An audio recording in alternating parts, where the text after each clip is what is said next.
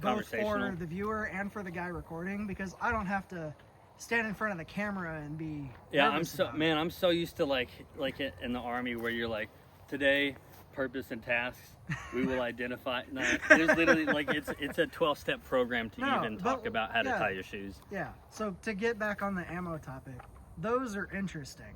The Liberty. Yeah. 50 These grain? are the Liberty Ultralight. This is 9mm plus P, and it is a 50 grain. Calling it a jacketed hollow point is wrong, because it's not a jacketed hollow point. It's not even hardly a hollow point in the typical sense, where you have something that almost like banana peels its way as it passes through a target. It grenades. Yeah, this thing explodes. I saw a video talking about where the original designer on YouTube, he was talking about where jacketed hollow points are like kind of perforated on the nose to initiate the sort of peeling action. Pedaling action. At a time, this is a hollow cavity where we drill the rod, form the front so it penetrates doors, penetrates the windows, car glass, auto, etc. But when the soft tissue enters, it ruptures at the bottom from the pressure. So a hollow point opens in front, we rupture in the bottom, creating a hydrostatic shock and a permanent wound channel. We don't believe in flesh wounds here. So we have... He said his is designed almost like a reverse hollow point, where it's designed as soon as flesh and materials pack in that cavity, it's just gonna detonate inside, similar to like a nozzler partition bullet. It's gonna shed a ton of mass, and then the base is gonna continue to penetrate. So those are cool because they're a lightweight casing, a lightweight bullet, and very, very fast. This is the bimetal. So this says they have a standard one, and then they have the ultralights. About the ultralights, and man, a 30-round Glock magazine of these things weighs nothing. It's pretty sick. So with those, compared to like what I carry, the 124 grain HSTs with the brass casing, because I'm not a special boy who nickel plates his shit. Those are ridiculously light. Like quite literally half the weight per round. We should put a 10 round, because I got a couple 10-round magazines. We'll put 10 rounds of your ammo, 10 rounds on a Glock mag, and then 10 rounds of this on a Glock mag. To the layman, you know, concealed carrier, the weight of the magazine doesn't matter that much. You've got a giant red jacket. It's fine. Anyway, the weight of the magazine doesn't matter that much. Like if you're carrying a ton of 9mm ammo, first of all, why?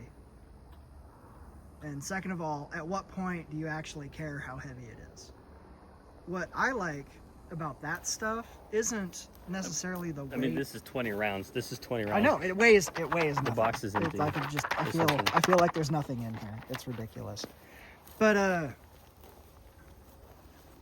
it's not the weight of that ammo that's cool, it's the concept. So having a 50 grain bullet out of a pistol going 2,000 plus feet per second is a totally different idea than most people are going with 9mm, because it's just been getting heavier, right? You started with ball 115, and everybody's like, well, that obviously sucks because it doesn't expand. So you get 115 hollow point, 124 grain hollow point, 147 hollow point, and it's just getting heavier and heavier. And there's a whole thing using those NAS-3 casings, in fact, that uses like 180 grain projectiles.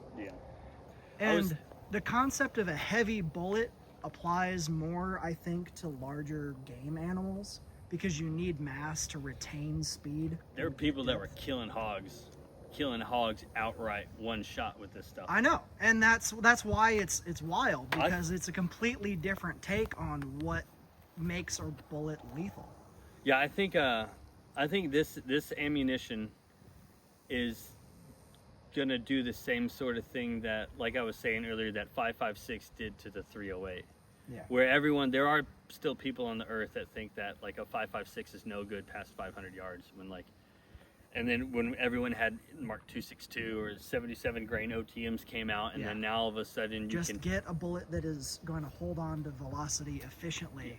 Well, you can easily have a lethal effective 5.56 platform at 1,000 yards. There's videos all over YouTube of people with like an 18-inch AR-15 with a good barrel in it, putting lethal rounds consistently at 1,000 yards. So Yeah. it's like, Not to put like other YouTubers out there, but I know Blue Jean Operator is one that I watch a lot, and he talks about it a little bit. There's another one that's his channel has like coveralls.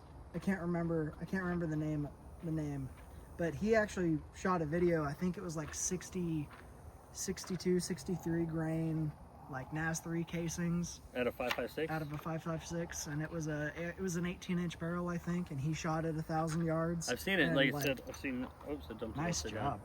And I've seen I a think number of these He actually made shots on a head-sized target at that distance. That's a good barrel. I want to know what barrel that is. It took him a couple tries. Probably but he like got White there. Oak Armament or something like that. Those like they make like. But anyway, to get back on the 9mm topic, those I'm excited to see. Yeah. I'm excited more to see the watermelon test than We got the velocity test. Mhm. Because I gotta know, like, does it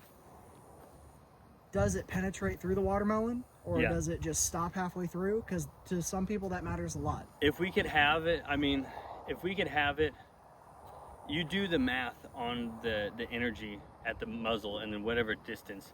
And if it has that amount of energy and it retains 90% of the energy by the time it hits that watermelon, and it dumps all that energy in the watermelon, I mean, you can't say that's not going to be. And if I know some people talk about penetration and blood loss to stop a target, but from a civilian perspective and a self-defense perspective, I'm not interested in killing the target. I'm not trying to secure an objective and wipe out enemy force. I just want whoever's trying to hurt me to stop. So if they're wearing like level 5 plates and I hit them with a shotgun in the chest and they're totally fine, but they're like Knocked down. out. Yeah, if the fight is Then over, you've met your objective, and it doesn't matter. exactly. I could walk around with a shotgun with sandbag rounds, because I guarantee anyone who hits with like a high brass shotgun sandbag is going to be done fighting. Yeah. So I anyway, mean, that's the whole point of a taser, but Yeah. those don't always. Anyways, so let's. I guess, do you want to show off? So I've got the bog standard 9mm. I'll talk about that Yeah. if you want now. we've got I mean, if you want to take over.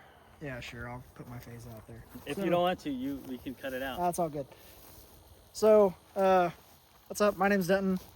I've got a Glock 19 with a red dot, a light.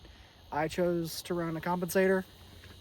Pretty much standard for most people that carry for concealed carry for defensive use. I run 124 grain HSTs. Chronoed them today, shooting out of here at 1220 FPS, and this is our comparator, our standard, our golden standard, if you will. Of self-defense. I run it out of a Filster, which I modified on the end so it would allow the compensator to poke through a little bit. But the only downside with this particular build is the weight of the gun does absolutely kind of pull down on the belt, and it'll kind of torque out of the way. If I had lighter ammunition, that might actually fix the problem. 100%. When I swapped these, I had So- 124 grain jacket hollow points before I got this. Huge difference. And I've shot a little bit of USPSA competition. I usually ran 124 grain ball ammo, sometimes 115, almost never 147s until recently when I've had the compensator and I've needed that particular loading to run it. No other inputs on that. 115's kind of snappy. 147 feels pretty slow, like in terms of cyclic rate. 124 does great all around. I'm curious about the 50 grain ammo because Are you just running your 124s? Because we have 4 watermelons. Yeah, so I've got the 124s. We're gonna try out the 115. You're gonna do 115 out of Yeah, yours? I've got 115 as well. Hollow points? Or are we just doing a full metal jacket? Do you want to see a full? Full Doesn't metal matter. jacket's gonna Yeah. it's Okay. gonna So ice pick through. Everyone knows what that's gonna do. yeah, we'll run the 124s. We'll run the 50s, and I want to run. I also want to compare the OG barrel Yeah. on your build. So show off your build. Yeah, I was about to say. Well, so we that's why I wanted to know what rounds you're doing, because you have the standard. So you have a Glock 19 Yep. with 124s. That is the middle of the road as it's gonna get. So I have, and then I'm doing this ammunition, this Liberty Civil Defense, which is, it's advertised as 2040, and supposedly that's out of a 3-inch barrel. Right. Now I have a Glock 26 Gen 5, which I don't know how much their proprietary rifling contributes to the velocity, but it is what it is. And so obviously I have the stock 3.4-inch Gen 5 barrel that comes with it. But I've been doing a lot of research on energy, and so in order to meet this magic criteria based on some hydrostatic shock research I've looked into, I got a Glock 34 Gen 5 barrel to put in mine. This is a 5.76 inch barrel. Yeah, I want to do a quick length comparison of that to the 19 with the comp. So yeah, even just for the camera. And the comp doesn't really contribute to the velocity. No, it doesn't do anything for velocity. It just recoil management. But it's still cool that there's a paper, and I'll link to it in the description. But it talks about how in World War II there was a surgeon who was getting patients in combat casualties, and these guys were getting shot in the abdomen and stuff. And he was noticing that they were having brain injuries from getting shot in the abdomen. And so after the war, he went and he did a couple experiments where he took pigs and dogs, and he was shooting them in the legs with back legs with higher and higher caliber weapons and putting transducers in their head, and he was registering pressure waves inside their skull once he got up to a certain caliber. And so after that, there's been a litany of studies, and they found out that if you can achieve about 30 to 45 PSI inside the head of a person, you can essentially rupture blood vessels inside of their brain. And ultimately, that's what it causes, that instant incapacitation. I'm sure if you've ever been hunting, you know you can shoot a deer in the heart. And some of them drop, some of them don't, depends on the caliber, depends on the size of the deer, stuff like that. But with a bigger bullet, you got a bigger chance of dropping that deer because you got bigger energy. And it's the same sort of concept. And we all know from the French Revolution that you can't instantly kill a person by blood loss. You're not going to stop anyone instantly by blood loss, because if you don't know what that's all about, I mean, you can chop people's heads off basically and they're still alive for a few seconds.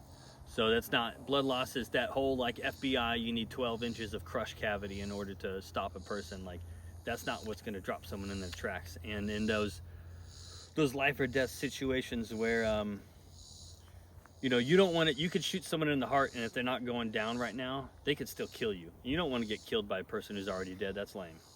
So the purpose of your build specifically is to immediately lights out somebody doing something that you want them to stop as fast as possible. It's not about necessarily killing, it's about stopping. It's about, like we were saying with the shotguns, if you can stop someone instantly, that's preferred over death by blood loss. Because anyone who's going to stop from blood loss, you're 100% killing that person. That's pretty much guaranteed. And gosh, I was going to say something else. So I was gonna say based on what I've researched, I'll cut it out. Based on the research that I've done and things I've learned about people shooting this ammunition out of different sized barrels, I have a barrel that should be enough, and we're gonna collect the data and find out that per the paper that I'll reference, if you can get about 1500 PSI at the wound channel, you put that bullet anywhere within 19 inches of the brain, which is basically anywhere in the thoracic area, you have like a 98% chance of instantly putting them down. And so that's what we're going to find out, if this thing's even possible to do. Yeah. And so for people that are curious, right, yours is a Glock 34 barrel, but it's in a... It's a Glock 34 Gen 5 threaded barrel and a Glock 26 Gen 5. So how does that carry for you? Because I know people are going to say, oh, you just took all the best things about that tiny little Glock and made it worse. So this is 10 rounds. This is I carry it with the 10 round because I don't mind the pinky hanging off. And then the holster I use. So this is a Viking Tactical scuffle belt.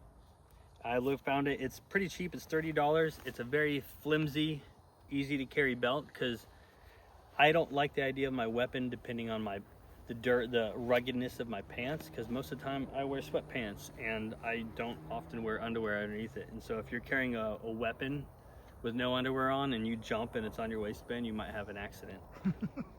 So this is my setup as it is right now. It just goes, this belt is super easy. So you modified the holster too, right? Yeah, so this is an SOB tactical holster, you know, the Sheriff of Baghdad. Hold it up higher. It's not Yep. on the camera frame. There you go. And I took a Dremel and I cut because the end of it's covered just like this.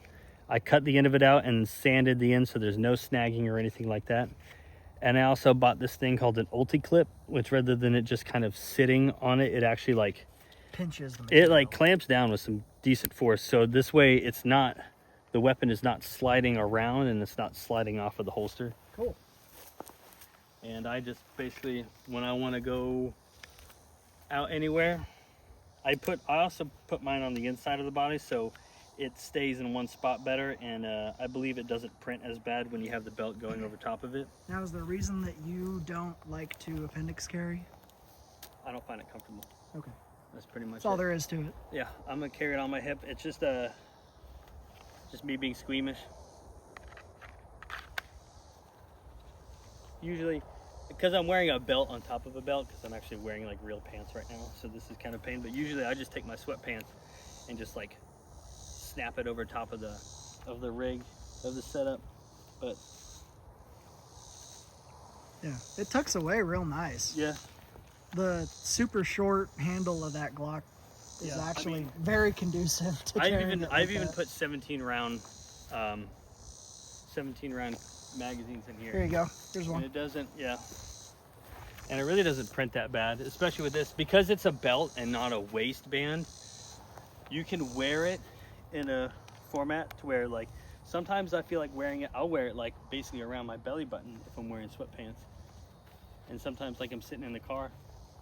Yeah, it does kind of poke out with the longer magazine there in the back. But the nice part about a Glock 26 is you have the choice. Yeah. I like that.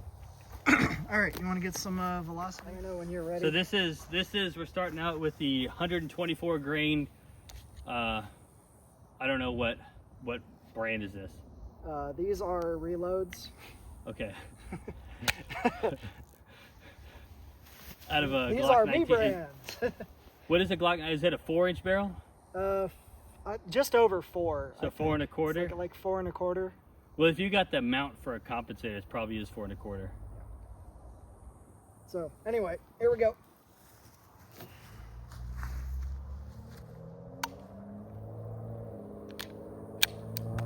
Interesting. That one was 1138. You would do a 3-shot, so you get 3-shot average. All right.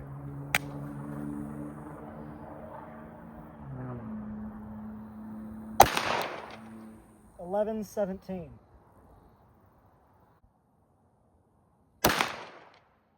$11.24. All right. Now we're gonna do the Liberty Civil Defense Plus P out of a 3.4-inch barrel.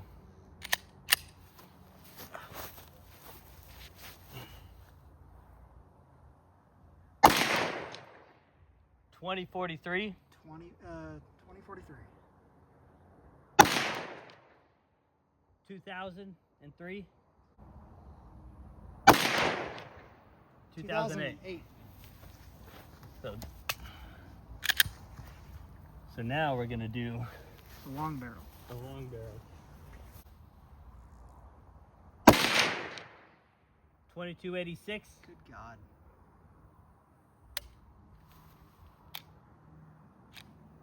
Oh, it did not eject that one. I might need to get a weaker spring. 2224. Yeah, it didn't. I'm gonna have to get a weaker spring for this. Okay. 2210. And 2247. All right. And now with I'm gonna try the 124 grains and just see how it does out of this.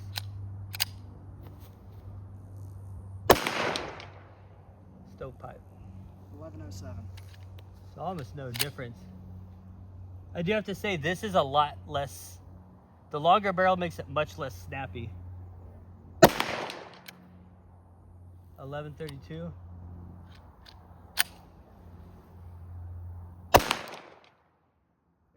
Well, we get the idea. Hey, that one fed. I think I'm limp wristing it. Okay.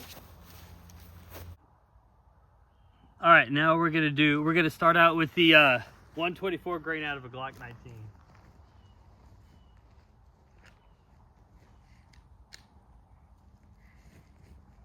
Here we go.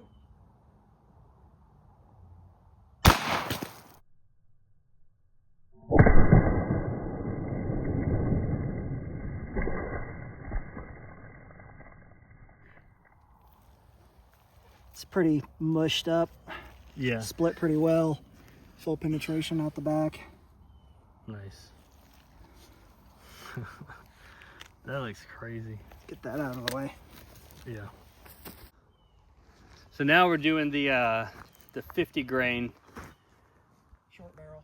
out of the 3.4 inch barrel on the Glock 26. All right. Firing.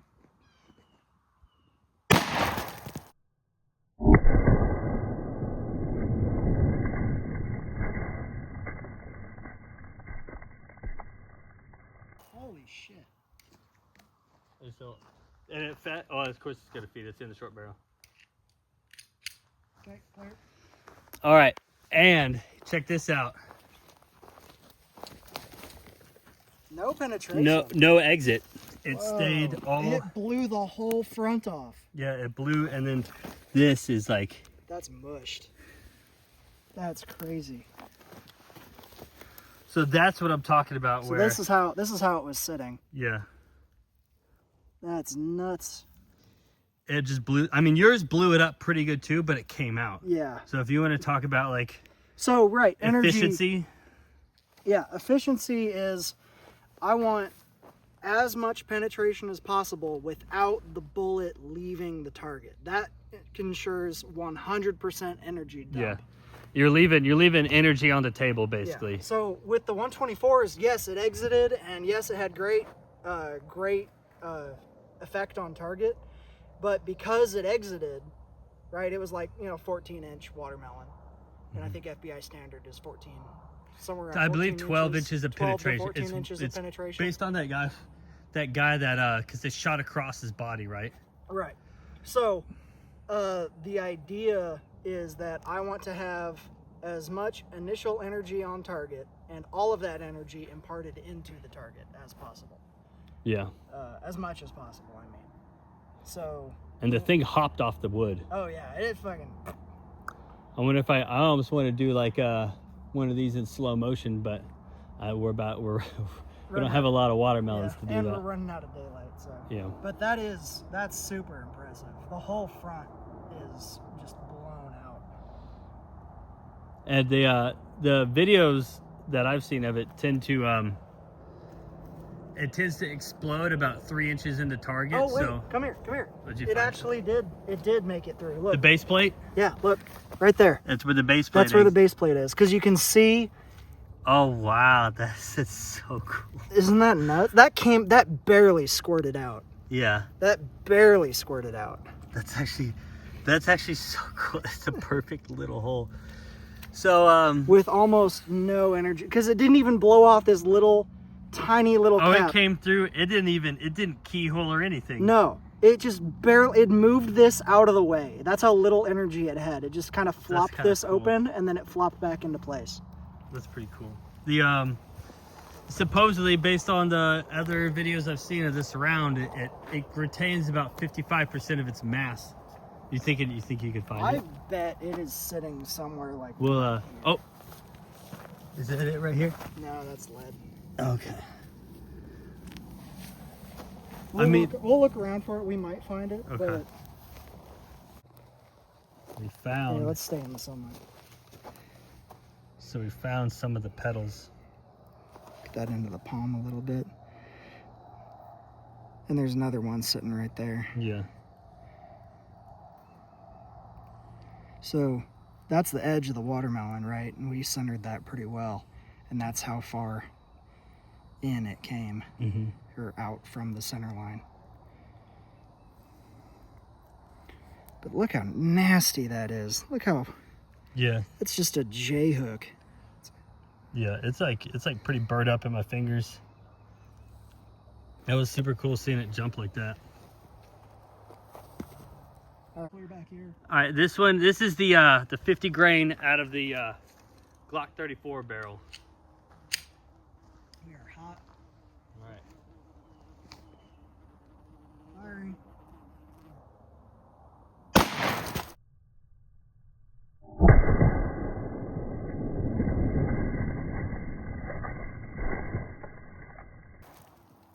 Oh my gosh, it sent like pieces of watermelon like 30 feet in the air. Clear. All safe? All clear. The sent pieces flying so high. It sent pieces in the wood line. I wonder. I don't think it's the base, but look at this. You got a pedal right there that went all the way to the rind. And back here, That's great. So it a like pedal mushroom. that, that actually penetrated. We had a pedal that impacted so hard that it actually penetrated out the side of the watermelon. Yeah, because that's not the path of the base at all. That's way offline. Here's the thing. I think that this is actually, and I'm trying to figure out how to say it, like More optimal. the back of it is more intact. I'm saying like the nose of it is so destroyed. Oh, it's gone. Yeah. But I think it was so, do you see an exit at all for the? No, I think it's still in here somewhere. So like the harder it hit, it like belly flopped basically the hardest. Oop. Hey, what about this right here? I don't know. I'm looking. I'm trying to not cut my fingers by accident. Oh, on the pedals? Yeah. You know, maybe potentially, do you think it would have deflected out the side? Maybe. I don't know. It's hard to say. I don't know what the bullet design actually is internally. Yeah. I haven't seen it. I emailed them and asked them some questions about like peak to average force ratio and some like technical details about the ammunition to like really like engineering questions. And they were like, we're not answering those questions, thank you. They're like, we will not answer any answers directed towards like the research department. No, that's another pedal piece, I think. Damn, dude. What if the pedals penetrated? Yeah, the pedals penetrated out, which is nuts. Yeah. Usually those don't have the mass to like go very far at all by themselves. Because look, that's... Wow, that is crazy. That looks like, that's the kind of shit you get from a hand grenade. Yeah. Just, it absolutely fragged out. So, I don't think we're going to find the base piece. But anyway. I bet you it curved. I bet you it came out the side a little bit. I mean, you can, if you rewatch the video, I'm sure you'll see the energy difference. Yeah. Because pieces flew so much faster away than with the shorter barrel. Yeah. I kind of want to find this piece that jumped out over here. Oh, here's one over here. What is that like? I don't know. 10 So there's 15 yards, 30 feet. So it blew a piece over here. It blew one way down range, and then it blew the other one out there into that tree line somewhere with all the other pieces we're throwing out. The way the nose of that thing just blew up. Gone. I expected it. I guess it kind of makes sense given the weight, the lightness of the bullet. I expected it to kind of penetrate more, and instead it just exploded more. Yeah. Hydrostatic shock, son. I mean, that's exactly what the paper is all about. Yeah. All right. So I know a lot of people have issues with something about this ammunition because it's highly reflective. They have an issue with it getting a reading properly. So we're gonna give a second reading on the chronograph, and also Use these little light yeah, we're gonna use these little plastic pieces. to try to improve it. And also as far as the feeding issues goes, I don't have a lot of experience with pistols. You know, I come from shooting rifles, and I tend to relax when I pull the trigger, and so I limp wrist the shit out of the gun.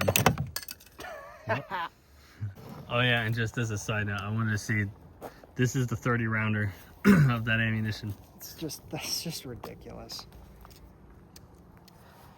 Yeah, it's pretty, that weighs, I mean, I don't know how much weight for weight is with like a 5.56, but I mean, shit, just compared to the 17 rounds of 124. I wish I should have got a scale out.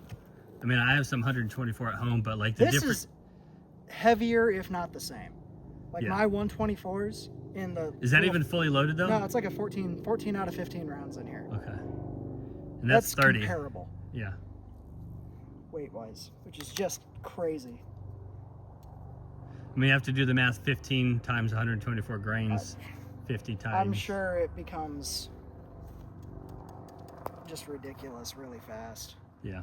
That's nuts how light that I mean, is. when I used to have that thing with full FMJs in it, and Oh yeah, and it was weigh a decently ton. heavy. It felt like an AR, like a fully loaded AR magazine. But now it's like, it's glorious. And with the limp wrist thing to see, we want to see if it's going to feed. And also, just because this thing cries a lot. All right, chrono This thing's hard is to, these ready. bullets are hard to chrono. So just all 5, we're just going to do all 5 rounds. All right, here we go. 22:30, no feed. Try again.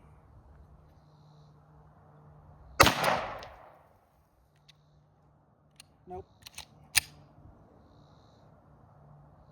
That was 2260. That was 2266. No feed. You'll need a lighter recoil spring. Yeah, for sure. 2253. Didn't feed. 2258. Very consistent. 2271, and we're out. Cool. Not like that. Record now. Yeah. So we're gonna run the 50 grain Liberty Defense ammo and the Glock 19 with the comp. This is tuned for 124 plus P or 147 plus P. Ears.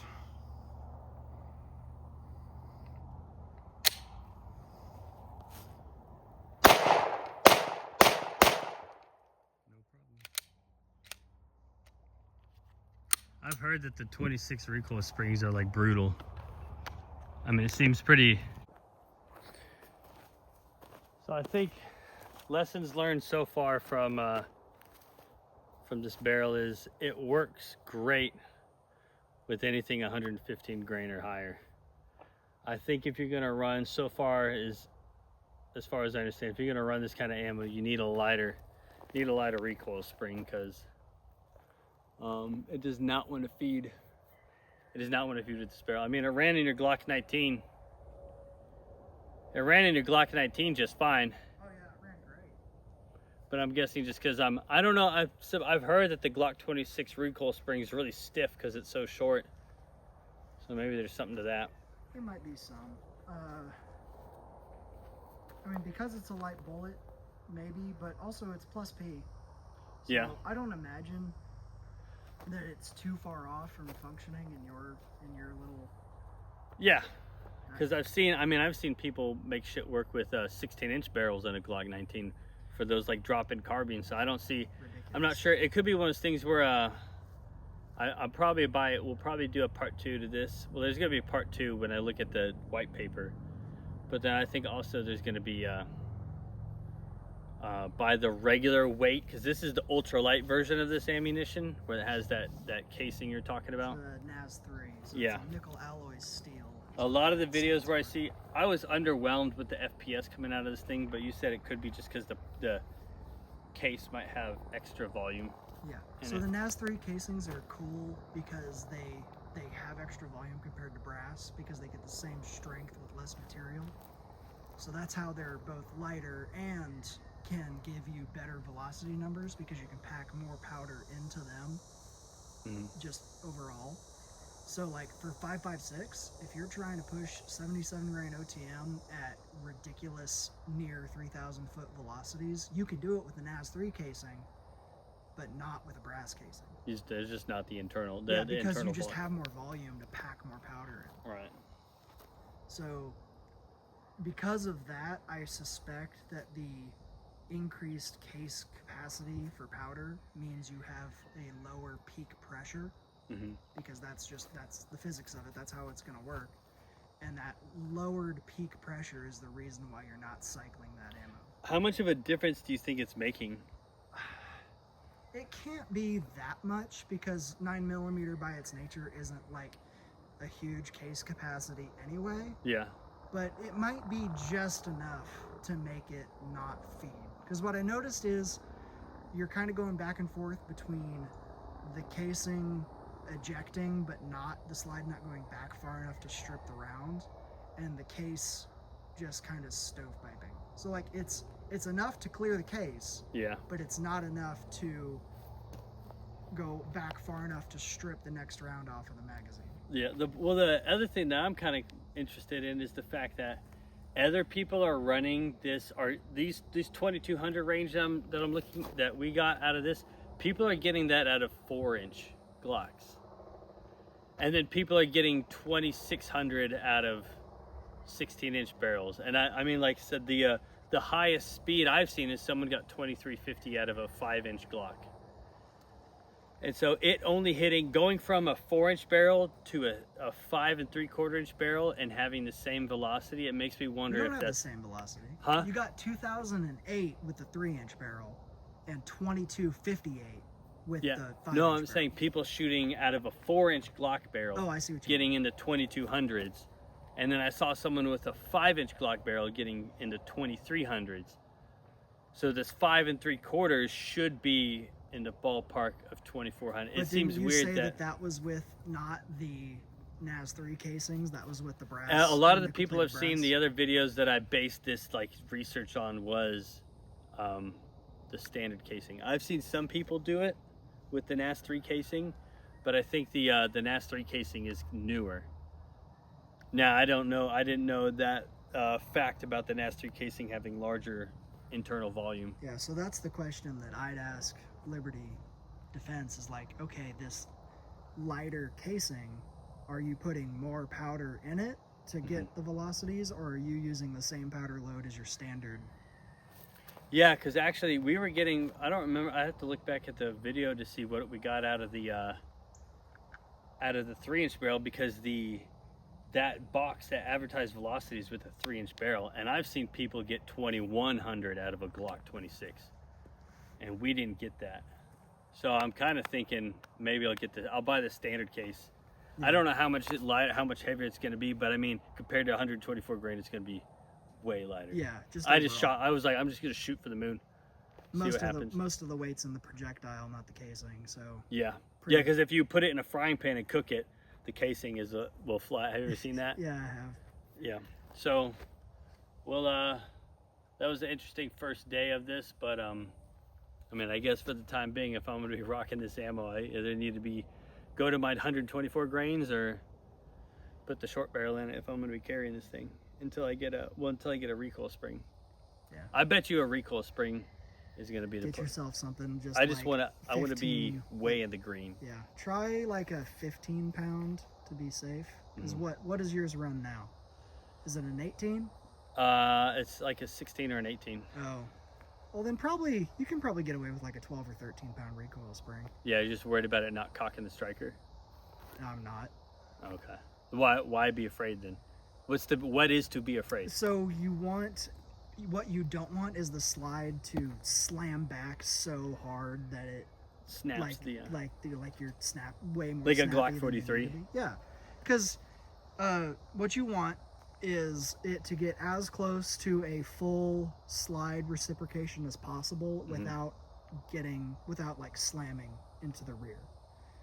That's your optimal quote. Now with this barrel it's a bit nose heavy. Yeah.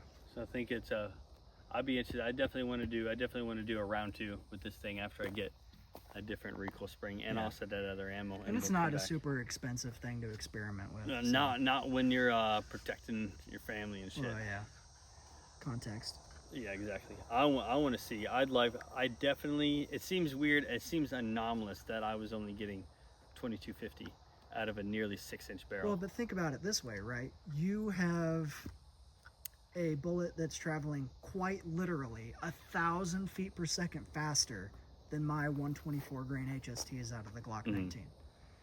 And if you go by an energy standpoint, right? Because mass times velocity squared, that 1,000 extra feet per second means that you have more muzzle energy than I do. Yeah. With the bigger frame Glock. The difference between, well, the people who are getting 2350 out of their platform, 2350 is like 640 foot-pounds. Yeah. At 2250, we were only getting 560. So that extra 150 FPS is 100 foot-pound difference. And that is really what I'm looking for to get into that 1500 PSI category.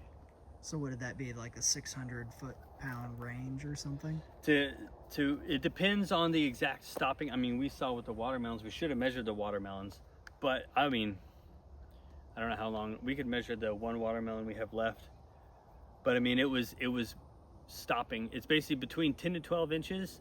If you get 650 foot-pounds, it's like lights out. Okay.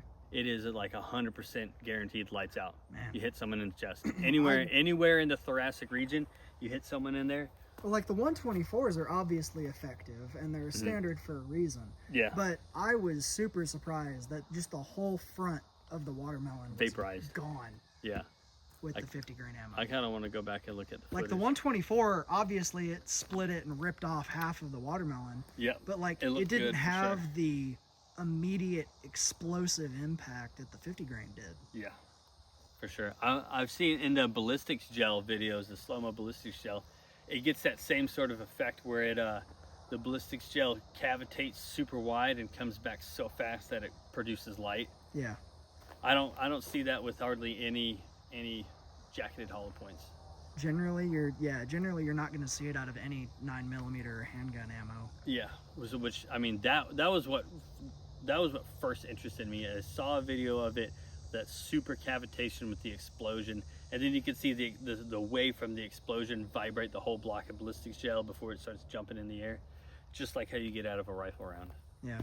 But they're able to achieve that in like the first 3 to 5 inches of impact. But so those are good takeaways. I'll put together all the averages and stuff, and then part 2 will be probably the theory, and then down the road when I get all the parts in and we do this again. Kind of a reliability video. I want to do a reliability. I just want to revisit because this ammo is too promising. Yeah. For me to be like. And I think in that video it'd be very good to do a comparison, like directly of weight of the whole case. Oh, you want me to get like a little gram scale? Yeah, I've got my reloading scale. We can break that out next time and weigh the whole cartridge, right? Loaded, right? Yeah. And just give a full. All right, this is the difference between the 50 grain Liberty round and a 124 grain HST full round. Yeah, and then you just do the math from there. All right. Cool. All right, you want to do some training real quick? Yeah, we're gonna do so. We'll roll it to the next video, but like, thanks for watching, everyone. Stay tuned, like and subscribe, and I'll see you around.